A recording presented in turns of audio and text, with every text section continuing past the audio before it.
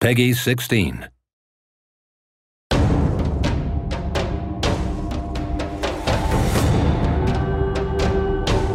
You encountered a lot of pirates in the prequel Risen, as well as in other games that we have developed, and that fitted pretty well with the dialogue style of the games and their quests, so we decided to turn it into a complete game. Previously, we tried to establish as many facets as possible with an equal standing.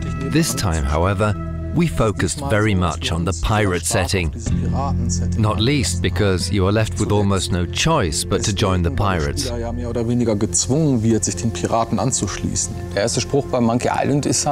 The first line of Monkey Island is, "I want to be a pirate," and then you got to go to the tavern and do piratey things, find a treasure and so on. And these are of course things our players get to do as well.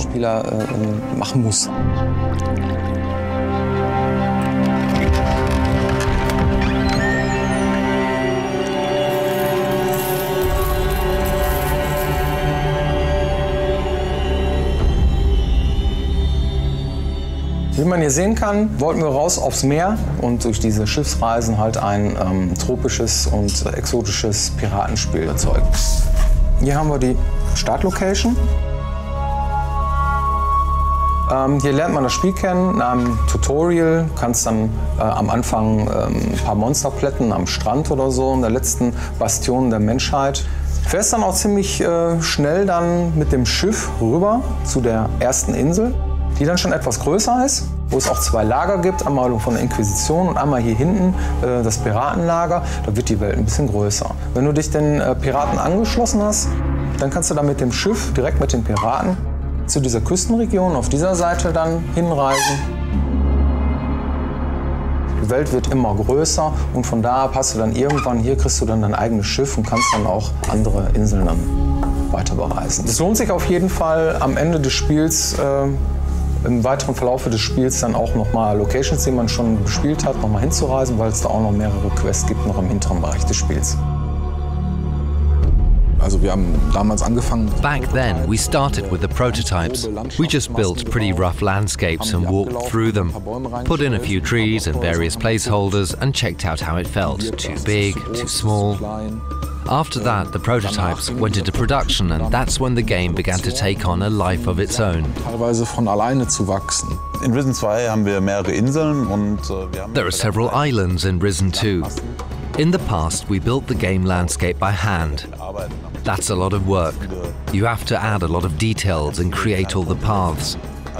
Little adaptations or corrections create a lot of work and effort. Therefore, we decided to implement a terrain engine, which is a first in the history of Piranha Bytes.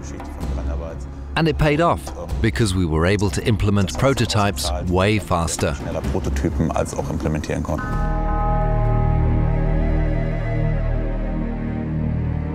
Beim Projektanfang von Risen 2 ging es erstmal darum, ein Setting zu erschaffen. Also wir mussten uns überlegen, was soll es überhaupt werden. Wir wollten halt dieses Regenwälder-Setting haben, karibisches Setting. Im Dschungel ist es eigentlich ziemlich dunkel. Ja, im Dschungel gibt es viel Schattenwurf. Es gibt unterschiedliche Baumhöhen und es gibt viel Bodenvegetation.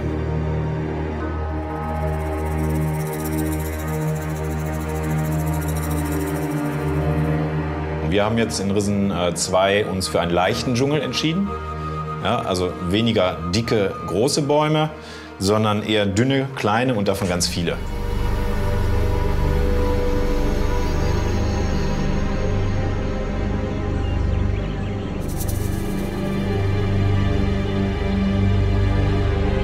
Also wir sind ja hier im Ruhrpott und so viel haben wir nicht hier, was wir uns selbst anschauen können, ne? Aber ein paar Wälder haben wir schon und da ziehen wir schon mal selber los mit der Kamera. Die Wälder sind teilweise urig hier, das soll man gar nicht meinen.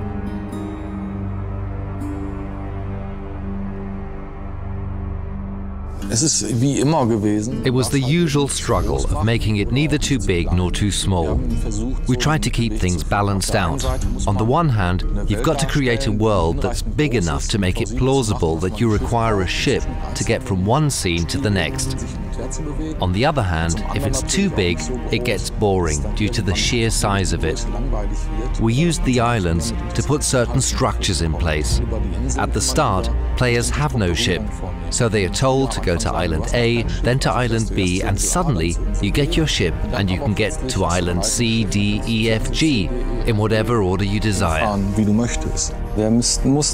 We had to think about how to give each island its own unique character, so that every time you set foot on a new shore, you'll find yourself in the same situation, washed up onto an unknown island as in Risen 1. The settings and plots are set up correspondingly. Originally, we intended to have smaller locations, but a lot of them. What we've got in the end are a lot of big locations and a lot more fun exploring them.